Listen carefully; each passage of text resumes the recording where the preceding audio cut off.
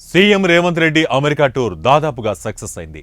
తెలంగాణ అభివృద్ధిలో భాగస్వామ్యానికి ప్రపంచ బ్యాంక్ సంసిద్ధత వ్యక్తం చేసింది. అంతేకాదు ప్రపంచ బ్యాంకుతో కలిసి తెలంగాణ పనిచేయాలని నిర్ణయించుకోవటం ఇదే తొలిసారి.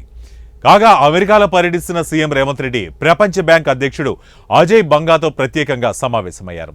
వివిధ అంశాలపై గంట సేపు చర్చించారు.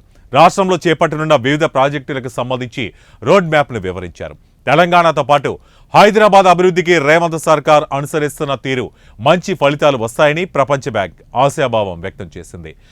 నెట్ జీరో సిటీ అభివృద్ధిపై సీఎం రేవంత్ రెడ్డి చూపిన చొరవపై ప్రపంచ బ్యాంక్ ఆసక్తి కనబరిచి సమగ్ర సమతుల్య అభివృద్ధికి తెలంగాణ సర్కార్ అనుసరిస్తున్న తీరును ప్రపంచ బ్యాంక్ ప్రశంసించింది.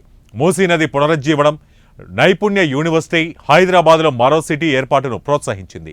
ప్రాంతాల వారీగా చేపట్టనున్న ప్రాజెక్టుల సాధ్యాసాధ్యాలు, వాటి అమలును వేగవంతం చేసేందుకు వివిధ విభాగాలకు చెందిన నిపుణులతో బృందాన్ని ఏర్పాటు చేయాలన్న ఆలోచనను ప్రపంచ బ్యాంకుతో సీఎం రేవంత్ పంచుకున్నారు. మరోవైపు సీఎం రేవంత్ టీం వివిధ కంపెనీలతో ఒప్పందాలు కుదుర్చుకుంటుంది.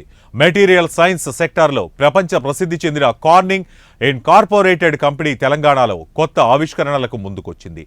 ఫార్మా, కెమికల్ రంగాలలో అత్యాధునిక పరిశోధన, అభివృద్ధి కేంద్రంగా తెలంగాణను తీర్చిదిద్దడంతో కార్నింగ్ భాగస్వామిగా పనిచేయనుంది. తెలంగాణలో ఫార్మా గ్లాస్ ట్యూబ్ తయారీ కేంద్రం నెలకొల్పడంపై చర్చలు జరిపారు. వచ్చే ఏడాది నుంచి వాణిజ్య ఉత్పత్తి ప్రారంభిస్తామని ప్రకటించింది. అత్యాధునిక గ్లాస్ ట్యూబ్ తయారీ కేంద్రం ఫార్మా రంగ అభివృద్ధికి దోహదపడుతుంది.